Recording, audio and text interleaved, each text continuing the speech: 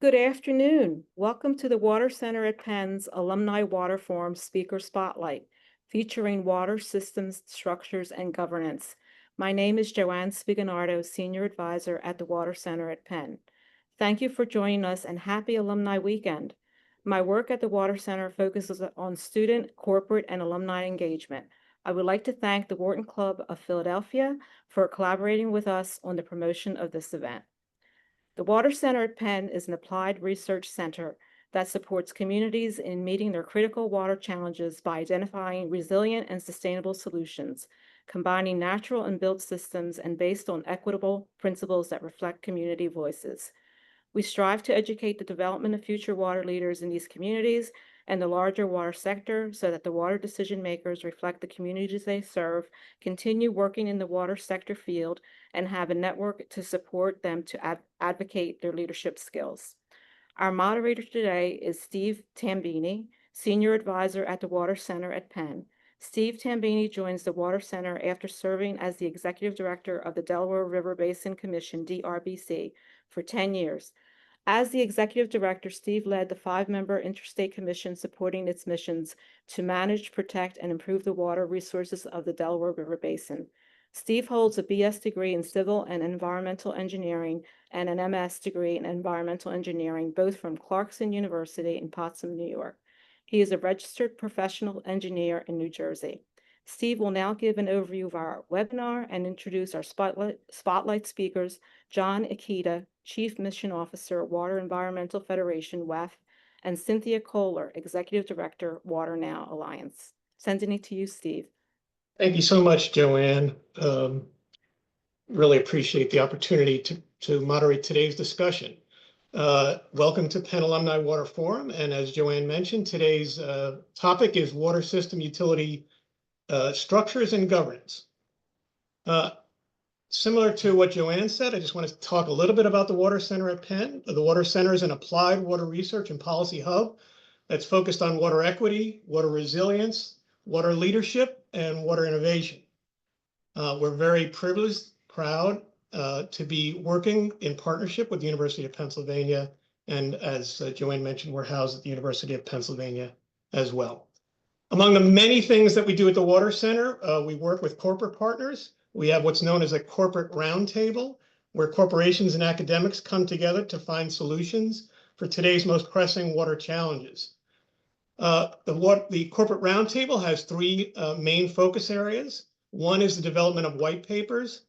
Very recently, in October of 2024, the Water Center presented a white paper on strategies for communicating and managing PFAS contamination.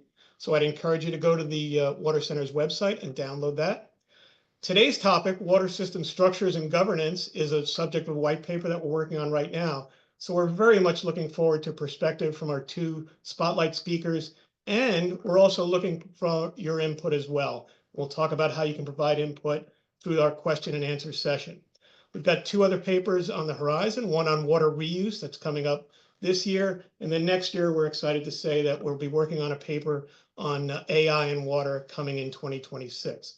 There are 2 other focus areas for the corporate roundtable. One is student engagement, and the other is support for webinars, forums, and events, such as our Career in the Water Industry event that's held each fall, and our Water Policy Forum event held each spring. If you go to our website, you can see all the corporate members.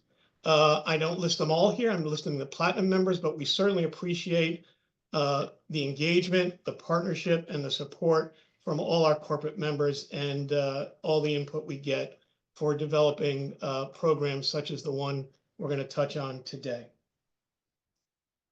So as we discussed, the topic for today is water utility structures and governance, and really it's about the related challenges. As we all know, there's additional infrastructure and investment needs in the water space, there's affordability needs, and there's technical capacity needs. On top of that challenge, I think we all also recognize that the water utility footprint is much more fractured than other utilities. Just in contrast, if you look at the footprint of electric utilities across the United States, there's 3,000 electric utility systems. But in the water space, there's many more. There's over 51,000 community public drinking water systems and many more non-community drinking water systems. And there's over 17,000 publicly owned treatment works or wastewater systems. And they're governed, as you can see, again, I think this is all pretty straightforward, but you see some of the governance structures here. Publicly owned systems like municipalities and special purpose government utilities, many different ones that you're probably all aware of, commissions and authorities and cooperatives. Privately owned water systems, investor owned, and even nonprofit owned like homeowners associations. And then I think our speakers are also going to talk about some of the trends, the challenges, and the opportunities that we have with either public-private partnerships, shared services, regionalization of systems, and consolidation of systems as well. So again, I'll let our speakers dive a little bit deeper into these topics. Our agenda is relatively straightforward. I'll wrap up introductions here shortly.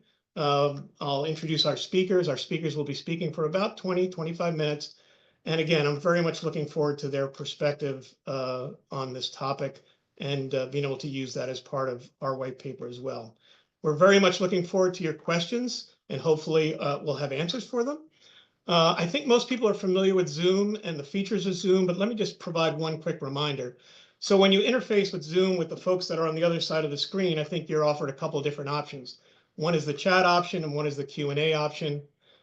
You can chat to us and drop things in the chat, but if there's a Q&A feature there, I hope there is for this, we'd ask you to use the Q&A feature for your questions.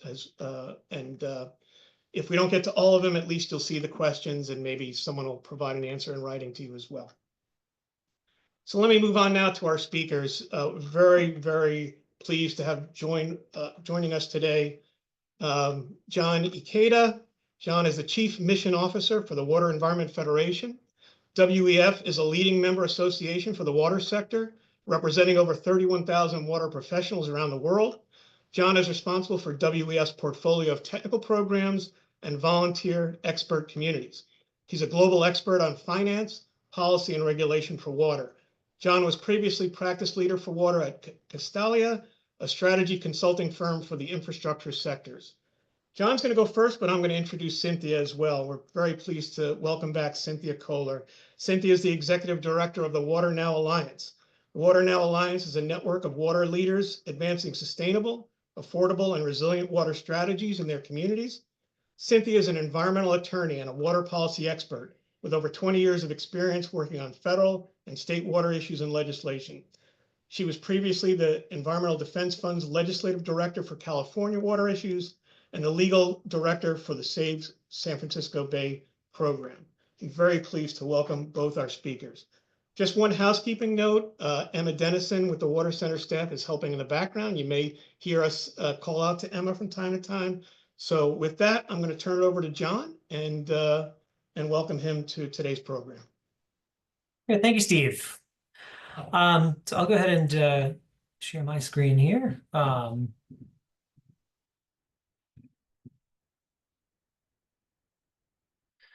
As Steve mentioned, I'm with the Water Environment Federation. We recently collaborated with several other leading associations and organizations in the water sector to launch this initiative, No Community Left Behind. And it's focused on water systems and governance in the United States, and looking at how do we create a sort of governance structure that achieves the affordable, sustainable, and equitable water services that we need for the 21st century, and focuses on regionalization. I think the most important part to emphasize as we start on this is all about voluntary regionalization. I think the biggest lesson that we had as we developed the white paper that I'll step through today is that any efforts to encourage more cooperation between water systems that are not voluntary, that are perceived as being top-down or that there's pressure to do so, are almost certainly likely to be unsuccessful. So what we did was identify, starting from that first principle of voluntary cooperation. What does that look like in order to overcome some of the big challenges we see in the water sector today? And the core of those challenges are basically money and people. On the money side, we know that there's 66,000 water systems in the United States. Steve mentioned that it's more fragmented than the electric sector, but it's much, much more so. And the amount of money that's going to be required over the next 20 years in order to modernize those systems, in order to bring the infrastructure up to date, to respond to some of these challenges for more advanced treatment, like PFAS, to move to the circular water economy and bring in resource recovery, more advanced wastewater treatment, particularly for direct potable reuse. We're looking at, by the EPA's estimates, over $1.2 trillion. And, the Infrastructure Investment and Jobs Act, it took a lot of political effort to incorporate water into this, and it's $55 billion. I mean, the gap between the two is just staggering. And that has to come from the municipal bond markets. It has to come from other private investment. But ultimately, all of that lending is paid back either by by households either as taxpayers or households as ratepayers. And so figuring out how to fill that gap is going to be a critical challenge for the water sector. At the same time, on the people front, we're looking at a massive wave of retirements, a silver tsunami. Of all the water operators and wastewater operators in the US, nearly half are going to be eligible to retire over the next 5 to 10 years. And the average age of an operator is 48, much older than in other sectors. And so, in addition to just the people to run the infrastructure that are leaving the sector, it's also all of that accumulated knowledge. So decades of knowledge is locked in their heads that's going to be lost. And so when we talk about water system governance, it's really a question of, how do we get those 66,000 water utilities to work together more effectively? And in some cases, it can be about voluntary consolidation, mergers, taking a lot of smaller utilities and making one larger one. But there's certainly a lot of other creative approaches that can achieve the same outcome. But what we know is that, if we don't have innovation and significant shifts in the way that we run water systems, in the sort of governance structure around them, there's almost no way that we can achieve these two, or we can respond to these two challenges, right? On the money front, water infrastructure has economies of scale. And so the larger the utility, the more the cost of that infrastructure can be spread across the base of ratepayers. And at the same side, I mean, with the wave of retirements here, the less, there's only so many people who are needed to run a water utility, right? It's, you have a chief engineer, you have accountants, you have HR people. And so consolidating that, achieving those same economies of scale on the workforce side is going to be critical. So the initiative that we were involved in is called No Community Left Behind. And so there's a white paper that was recently published, and you can find more at nclb-water.com or by clicking on it or by taking a photo of the QR code here. So this was developed in partnership with the American Water Works Association, National Association of Water Companies, the Association of Regional Water Organizations, Moonshot Missions, and Water Finance Exchange, as well as the Association of Metropolitan Water Agencies and National Association of Clean Water Agencies. And we all have a shared commitment to identifying the kinds of regional solutions, the next generation water governance that can achieve the goals of addressing the money and people challenge. There's multiple benefits towards regional solutions that were identified in the white paper. There's economic development. What we're seeing now, in particular, for example, with data centers and industry coming in, is there's going to be a much bigger demand for water resources than we've seen in the past. And there needs to be an opportunity to respond to that effectively in order to bring in industry, create jobs, drive economic growth. Infrastructure investment as well. I mentioned wastewater reuse, for example.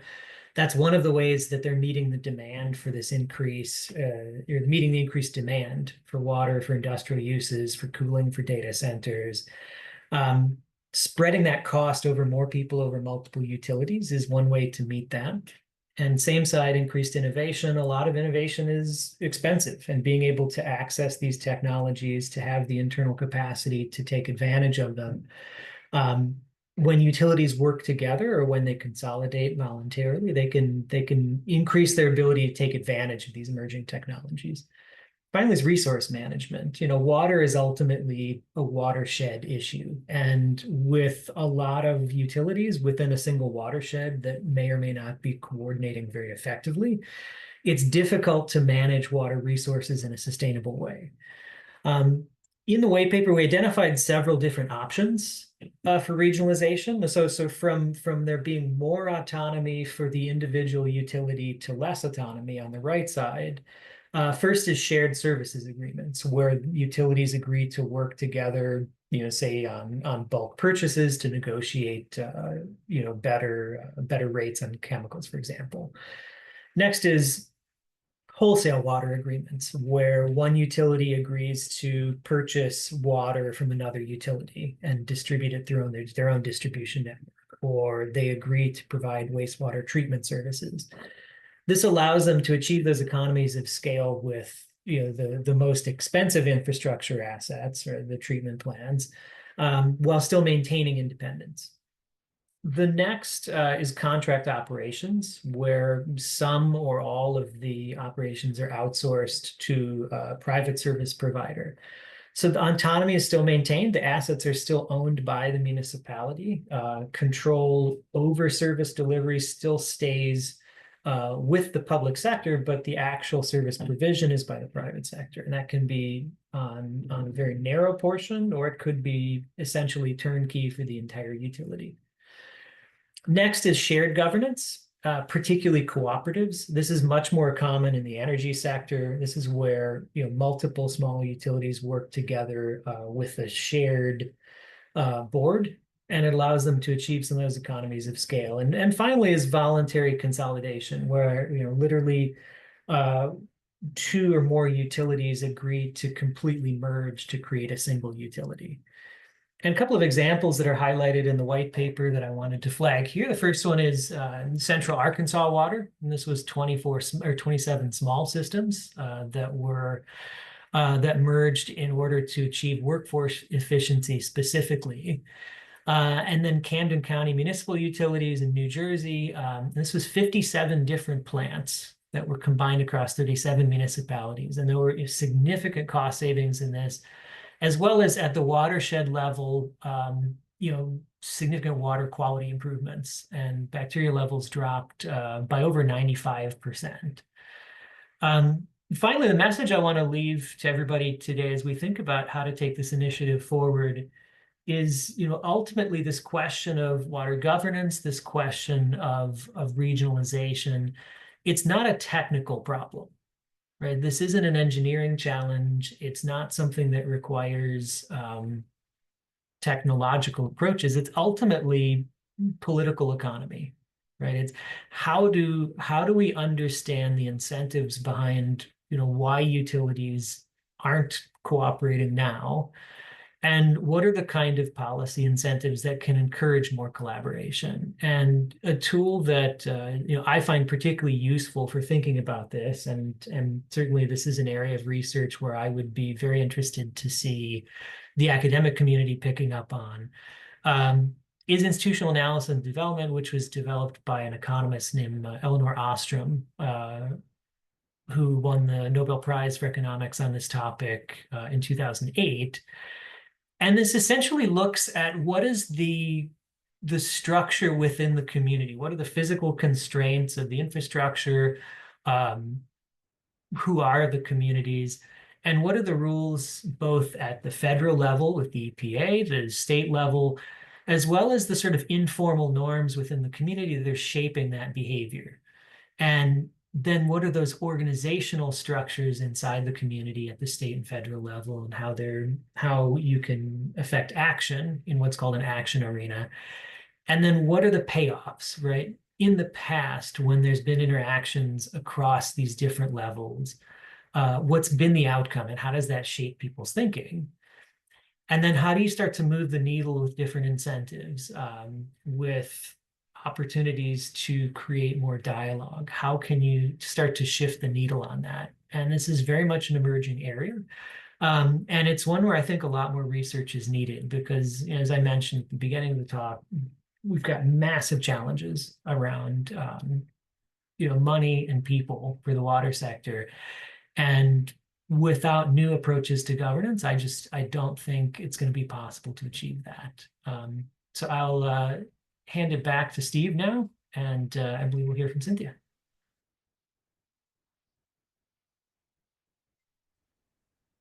Thank you, John.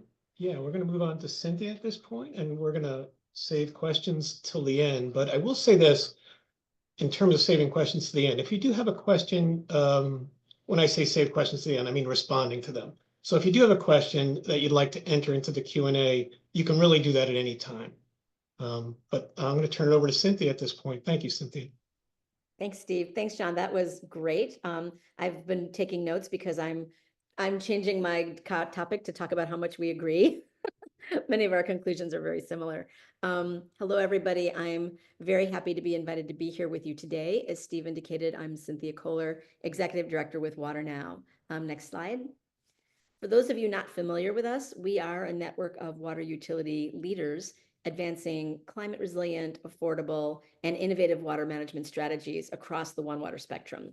We're based in San Francisco, but we have staff in Philadelphia and Pittsburgh and around the nation, and work with utilities on projects and initiatives to expand their opportunities to address water challenges in ways that are compatible with preserving our natural resources for future generations.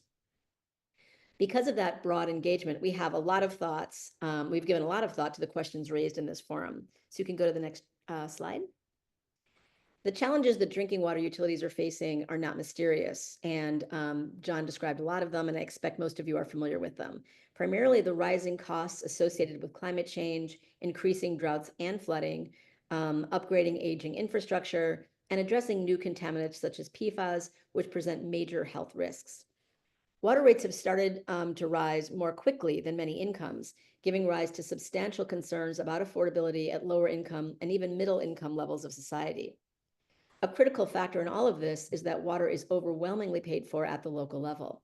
The numbers in this chart on this slide are a bit out of date. I think it ends in 2017, but you basically get the idea. Today, 95% of water infrastructure is paid for at the local level. For some quick historic context, as you can see here a little bit, in the 60s and 70s, with the enactment of water quality statutes, the federal government provided significant block grants to communities, which is why the United States has a fairly significant water treatment, had that period where we were really putting a lot of water treatment plants in place and other key water infrastructure. You can see that era of shared financial responsibility more or less peaked at about 63% on the federal side in the late 70s. Beginning in the Reagan era, that model was largely replaced by state revolving loan funds. The SRFs have been great in terms of providing low-cost funding for water utilities, but these are still loans, not grants. And so the burden on local ratepayers has grown substantially as the cost of providing these services has grown with inflation, the increasing demands on infrastructure as a result of climate change, and as the facilities built decades ago have required repair and replacement. Next slide. So what does that mean for utility governance? That seems to depend to a large extent on which drinking water utilities we're talking about. And John did a great job of pointing this out, but just to maybe drill down a little bit more, we often hear that there are more than 50,000 drinking water utilities, or in EPA parlance, community water systems nationwide. But the vast majority of US households, just about 85%, are served by less than 9% of these utilities, or about 4,300 of them. In other words, most of the community water systems listed in EPA's Safe Drinking Water System are very, very small, serving fewer than 500 people. And in the aggregate, these systems serve only about 15% of the total US population. So when talking about governance and structure, it seems important to underscore that these issues are not spread evenly across the water sector, but are primarily at play in smaller, under-resourced communities. This doesn't make them less important in any way, but does serve to establish some important context for the issue. I serve on EPA's Environmental Financial Advisory Board, known as EFAB, and over the last year, we took a hard look at affordability issues nationwide around water. And one of the conclusions that the board reached is that these issues facing much smaller systems are of a very different nature than those serving most of the utilities serving 10,000 or more. I want to underscore, it's not a cakewalk for the larger and medium-sized utilities either. It's just that the issues facing the smaller utilities are of a different nature. EPA also concluded that these very small systems are where the opportunity for consolidation and regionalization is the greatest, because they often have too few customers to safely and cost-effectively deliver services in compliance with applicable regulations. Next slide. In addition to the recent affordability report that we did at EFAB, and we can link to that, I think Emma's got that link. EFAB also explored regionalization and consolidation in a 2019 report and took a fairly deep dive into these issues. The 2019 report's main focus was on what EPA could do to make it easier for utilities to consolidate or regionalize as appropriate when that would be in the public interest. It also made a number of observations that might be of interest to you, particularly since the point reflects some of the observations that John just made in his presentation now. So first, there's often a fair amount of resistance to consolidation among smaller utilities for a variety of reasons. Lack of trust, loss of control, concern about increased costs. That really goes to John's point about the voluntary nature of consolidation being the most effective. The second observation they made is that part of that lack of trust may be due to a lack of information and data about the relative advantages and disadvantages of different regionalization and consolidation options. So it's not clear how much that has been addressed in the 6 years since that report came out, but it was a point that was underscored heavily that a lot of the resistance to consolidation in particular stems from that lack of information. At the same time, the report found that consolidation can foster efficiencies, as John was saying, and can be most effective when those consolidation or regionalization efforts are oriented around protecting public health and the economic interests of communities and their customers. And then finally, in the right circumstances, consolidation at the municipal level can also better enable One Water integrated planning by starting to break down those internal silos. And I thought it would also be helpful to mention a 2020 report on consolidation prepared by RCAP, an organization many of you may be familiar with, the Rural Community Assistance Partnership. Next slide. So I grabbed this screenshot from the RCAP report. If we get to the next slide, there we go. Resiliency through water and wastewater system partnerships, because they take a broader approach to the concept of system governance, actually somewhat along the lines that John just described, referring to these partnership options instead of jumping right into consolidation. RCAP also found that there can be significant benefits with more informal approaches. So they began exploring first informal cooperation, where you can have highly beneficial arrangements that involve working together around things like purchasing and equipment sharing. The next level is entering into more formal contractual agreements and relationships, but keeping control within the local utility. So this could involve everything from contracting, from operations servicing, or outsourcing specific technical capacity needs, or even just buying water from your neighbors. The next level is a form of shared governance. This really is the regionalization approach through entities such as a JPA, where several systems continue to exist independently, but they form a regional entity to form specific functions. This is actually occurring in communities throughout California fairly effectively. And then there is ultimately full system consolidation involving a transfer of ownership to a new or existing entity. And again, I really appreciate John's emphasis on the need for these consolidations to be voluntary, to be effective. RCAP came to similar conclusions, emphasizing how critical it is to work with small systems, not merely to assume that consolidation is always going to be their best option. There are also case studies about where these have gone awry. So the key issue to efforts that appear to have been successful are first to really home in on what is happening in the community. That is, identify what the primary problem is that you're trying, or the challenge that you're trying to address. Is it a lack of water treatment capacity? Is a water operator retiring? Is there financial instability that's been exacerbated by declining ratepayer base? So then to evaluate the extent to which regionalization or consolidation solutions are likely to be the answer or part of the answer, is to really explore and dig into how well it addresses that primary problem. So is there a nearby community that has additional treatment capacity? I think the example of Camden in New Jersey was a great example of that. Does the nearby community have appropriate staff? Does it have the capacity to service another another set of consumers? And if water is already expensive for too many, will the community be able to afford the water provided through consolidation? So to what extent will consolidation really bring down the cost of water? Because it doesn't always. So those are the issues that really need to be explored in a meaningful way. Even if consolidation does appear to be a strong fit for the problems at hand, the issues are complex, and it can be helpful to bring in third-party neutral facilitators as well as community validators to build trust and a degree of comfort to overcome local resistance. RCAP also found, interestingly, that time is critical, that giving communities the opportunity to come around to these ideas, to build that trust, and to have the patience to enable that to occur. Okay, next slide. So to finish up, it seems important to note that much of the interest in consolidation in the water utility space is tied directly to mounting costs and related affordability challenges that many utilities are faces, particularly the smaller ones. In that regard, a finding that came out of both the recent EFAB report and EPA's own water needs assessment were exactly the same and seem particularly salient. And that is that the scale of the affordability need, as John, I think, very aptly described, is enormous, necessitating at some point, likely, a return to ongoing federal investment in this area. At the end of the day, we're already paying for, as I said before, 95% of these local costs on the back of utilities.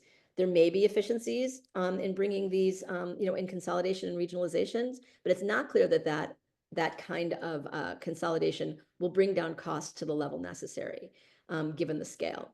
So even the billions in new federal support for water provided over the last couple of years, while very helpful, enormously helpful, will barely make a dent. It may be that the current administration is not inclined to devote more federal dollars to water infrastructure, but given the scale of the need and its vital importance to human health and economic growth, it may be inevitable at some point. So last slide. So I just want to thank you for having me join you here today. Please feel free to reach out at any time. My contact information is here, and I look forward to chatting about any questions you may have. Cynthia and John, thank you for your insightful perspectives. We're going to transition to the question and answer portion of our program. I certainly have a couple of questions, but before I ask my first question, I'm going to encourage our participants to put their questions in the Q&A as well.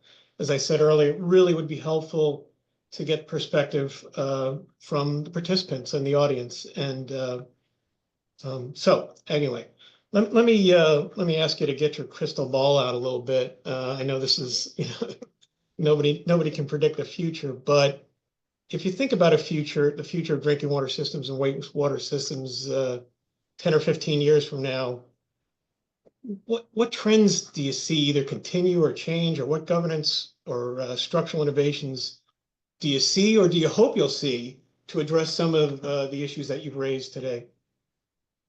I don't know who wants to take it first, but. Well, I may just jump in, but I do think that that John is correct.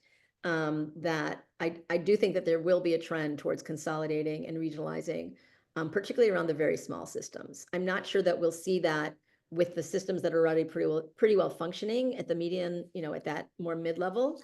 But I'm definitely seeing that in various communities that we work with, particularly in the West, where just organically some of these very tiny water systems have developed. But John, what's your thought? No, definitely. And that was such a great point, that it's not an even distribution in terms of size. I mean, there's a small group of large utilities that serve most of the country, and then there's that long tail. And workforce is one of the pillars of our strategy. And what we find is those larger utilities, they're not having that challenge. They are able to recruit effectively in general. But the smaller systems are really struggling. And, in some cases they might have, just a handful of operators, and if they were all to retire at once, I mean, it puts the continued viability of the utility at risk. Steve, in response, and specifically your question, The favorite quote of mine is from the baseball legend Yogi Berra that predictions are hard, especially about the future. So if I were going to gaze in the crystal ball, I would have to say that I'd like to see the application of AI really start to help solve this challenge.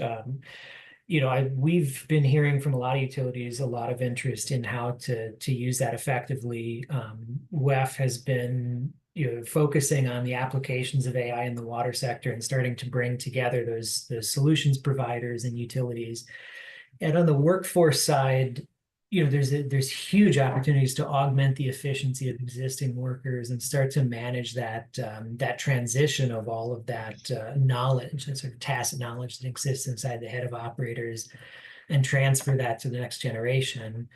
At the same time, one of the really fascinating things about being at this inflection point of the AI economy is that we're starting to see the potential for R&D to increase dramatically. That as you have the equivalent of tens of thousands of PhD students who can work 24 hours a day on problems, I think we're going to see some really interesting advancements in water technology soon, and hopefully we'll start to see some real cost efficiencies, and we'll start to see the democratization of a lot of these water technologies. That's one of the things I've heard from some companies that are working on innovation in water, is that the real opportunity here is those small and mid-sized utilities to take some of the AI solutions that have helped bring down costs, that have helped to provide services more efficiently, and make them more accessible, more cost effective to a larger group.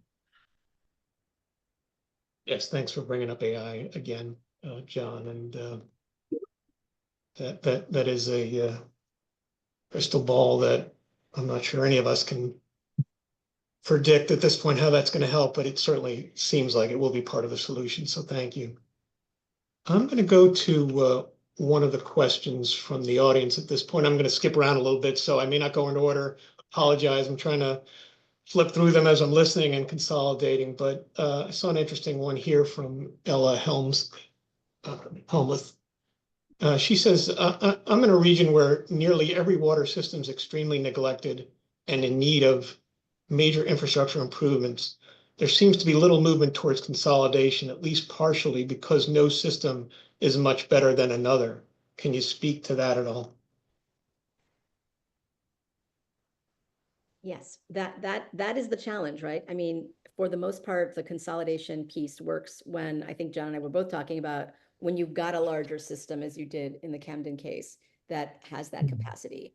I mean, at that point, what we're really talking about is whether you've got a county, whether you've got an overarching governance, entity of some kind that has sufficient legal, that has sufficient legal authority and a mandate to ensure that these public health needs are met. Because it's very difficult. I mean, what I find, so I served on a local water district board for many years, and what I found, to my frustration, but I really understand it, is that when you're a public entity, you have a mandate and you're doing that mandate. And it's very difficult to get outside of the four corners of what your legal requirements are to say, well, this is, I need to be, doing this other thing over here. So I would say the best hope for addressing those issues would be that broader regional entity of some kind, or I'm not sure where you are, but possibly the state. I don't mean to be negative, but it is hard to get, there needs to be a driver for institutional change, is my experience. No, that's a great way to put it. And I think, what we see in political economy, and this isn't water, I mean, this is everywhere, is that you can get caught in what's called a low equilibrium state, where each individual actor is behaving rationally, in the sort of space that they're in. But everybody would be better off collaborating. But what we see is that absent some sort of neutral third party, some sort of broker coming in, no single organization has the incentive to try and collaborate. And so this is where I think associations have a really important role to play. Groups like RCAP, groups like WEF, our state member associations, to be able to create those opportunities for these different utilities to get together and start to have these discussions, to use the work that Cynthia's group and the No Community Left Behind initiative are doing to show like this is what it could look like, and then to put some real support behind helping them do that. I think that's probably the only way forward when you've got a lot of utilities that are in a similar situation and there's not one sort of anchor utility that can help spur those discussions. Yeah, the only thing I'll add to that is that, we talked, the question talked about their neighbors. I would just say continue to widen the circles of interest, right? So if it's not your neighbors, maybe it's somebody that's not in the local area. Or the example that you gave, John, about the CCMUA is a good example as well. Something completely new, right? Instead of consolidating existing, something completely new. And Camden not only did that with their wastewater system, did it with their police system. And no one thought that was possible. So, sometimes just a fresh look and say, okay, we're going to do something completely different here.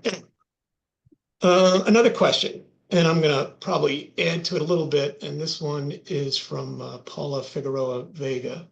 Can you speak to the timeline that it takes for a system to get from acknowledging the need for some of these consolidation consideration, getting the community to understand and buy in, and then move to consolidation, shared services, or regionalization? So let me stop there, and then I may add to that if you've got any thoughts on the timeline issue.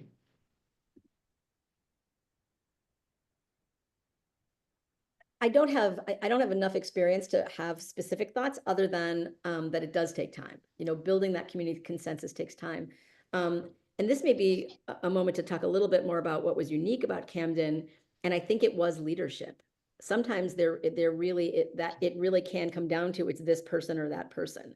And in Camden, it really came down, and I'd be interested in, John, your thoughts on this, but I think it really came down to the leader of Camden Utilities, Andy Kryken.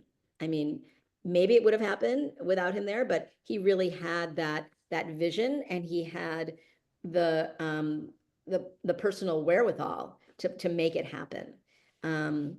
So it can be very much dependent on what the leadership in your community is all about. I've seen other communities where leadership is the other way, right? They are, not comfortable with innovation. They are not comfortable with change. Things may not be perfect, but this is the way we've always done it. So I think it's very leadership dependent as well as kind of community dependent.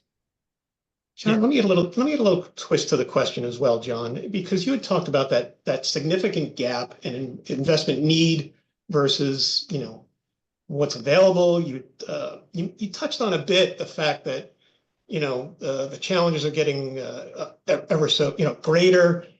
We touched on the fact that federal funding may or may not be out there. I mean, obviously voluntary is preferred, but what's the tipping point? At what point do communities say, okay, I really need to think about something else if they really can't meet the financial, managerial, technical capabilities of all these challenges that are out there? And I guess I'm surprised that, it relates. The reason I brought it up here at this point is that, okay, it takes a lot of time.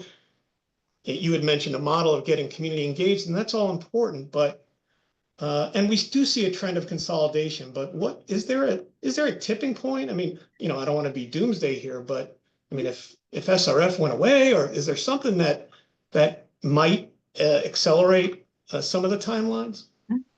Yeah, well, I mean, that's crisis is usually what spurs these kinds of things, right? I mean, and everything continues until it can't. Yeah. And so I would say when there's some sort of issue related to water quality or continuity of services at the local level, that's probably what would spur those ideas. It could also be a financial crisis. At the national level, certainly the cut to the SRFs is starting to create a lot more interest in voluntary consolidation, just because there's less resources available. It can move very quickly, though. I mean, I in the white paper specifically, we didn't look at this, but I was just checking a couple minutes ago. I was out of curiosity. In Central Arkansas, for example, they had a study they commissioned in 2000, identifying the need for greater consolidation, and by the middle of 2001, they had already formally merged the back office services, HR and accounting. And so when there's a crisis, I think things can move very quickly. I mean, obviously, if you go back to that chart of sort of less autonomy versus more, a shared services agreement is something that can be done very, very quickly. A full merger, could take a very long time to do. But it all comes down to how much urgency there is, how much political space there is to operate. And that's often the upside of a crisis, is it does create new opportunities, creates that sort of dialogue that wasn't there before. I'm going to open up another question, skip down a couple.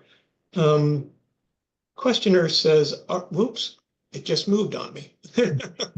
Are there national policies from EPA or other agencies that create barriers to regionalization or cooperation between water systems? And the question was about national, but maybe flipping it into states as well, either promoting or provide barriers. But the question was about national, so probably should start there. I'm not aware of national barriers. This is actually something that the EFAB 2019 report looked at. It wasn't that it identified that there were barriers that EPA should be addressing, but really kind of the converse of that, which is, could EPA do more to facilitate? So it had ideas around that, particularly around financial incentives. At the state level, there can be barriers, because these are, to the extent we're talking about public entities here, because many water districts are created by statute, either state or regional. So I'm not sure that I necessarily see that. I mean, that's definitely not insurmountable. It just means it may be another thing to deal with if you're trying to do a formal, full, if you're trying to create something new, or if you're trying to, end the, end the existence of an entity that's been created. But I don't think those are significant barriers. Those are, I think, relatively ministerial issues that can be worked out. The much bigger issues is the financing and the, and the local culture, I would say. I would argue the biggest barrier at the national and state level would be the perception that it's mandatory or highly expected. The more pressure that you see, I think the more resistance you'll get, particularly at the local levels. There's an example I think that's very fascinating of probably exactly what not to do around consolidation from New Zealand. A few years ago, they had what was called the Three Waters reform, where they took tons of different municipal level utilities and tried to force through a mandatory merger into 3 different regional utilities. And the pushback was so tremendous, that it actually, resulted in a major loss by the political party that was in power at the time. And so, to me, what the EPA, what state agencies can do more than anything is just very constant and deliberate messaging that this is not something that's being pushed down from top. It's about encouraging ways to work together, from the grassroots level up. Do you think it's okay for states to have an encouragement policy of regionalization? Or is that a little too much as well? I mean, at the state level, I think it's more likely to be effective than national, but ultimately there's this interesting tension in water, where there's sort of a theory in public finance where services should be pushed down to their lowest level feasible, right? There's a reason that trash collection here in Arlington, Virginia is not done at the federal level, right? If I need to call my senator every time they forget to pick up my trash, it's probably not going to be very effective. But at the same time, even though water should sort of be pushed down to the municipal level for responsibility, it's infrastructure. I mean, there's economies of scale in it. It's a natural monopoly. And so figuring out that right balance is important. So if anybody is going to push, probably at the state levels and be more effective than it would be at national. But even then, I would tread very cautiously. Yeah, I think it is entirely feasible to put state policies in place that facilitate, like I said, to get around some of these legal challenges, but that don't require. I mean, that that can be done, and there's models for that in other issues. Well, staying in the national state policy realm, but switching a little bit to a related subject, I'm going to go to a question that says this: looking at other states and the current water affordability programs, is there any policy recommendations that are being advocated for and have been raised that could be replicated on the national level in terms of affordability programs? Yes. I'd say there's many. One of the biggest challenges on water affordability is the perception, which in many cases is incorrect, that you cannot use ratepayer dollars to provide bill assistance or any other kind of affordability measure for lower income communities.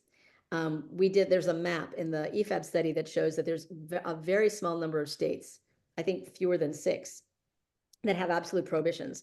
Sadly, California is one of those. But in most states, it's a gray area. And many states, this is where state law could be very beneficial in clarifying that there is no prohibition to using ratepayer dollars to provide affordable supplies. So, and there's a lot of different ways to do that. I don't want to take up too much time, but but we're really, for bill assistance, we're really talking people in the lower quintile. And it's, most people see this as a public health issue that we should not be denying access to water for people who are having to decide between paying their water bill and paying their rent or buying food. So, anyway, the biggest thing that the states and the feds can do is to eliminate those barriers or those perceived barriers, I would say. Thanks, Cynthia. John, anything on that one? No, just to agree that I don't see, affordability and efficient rates as contradictory. And part of, I think, a utility continuing to get the social license to operate is to provide affordable, efficient services to everyone. And as Cynthia mentioned, there's a number of different ways to achieve that goal. As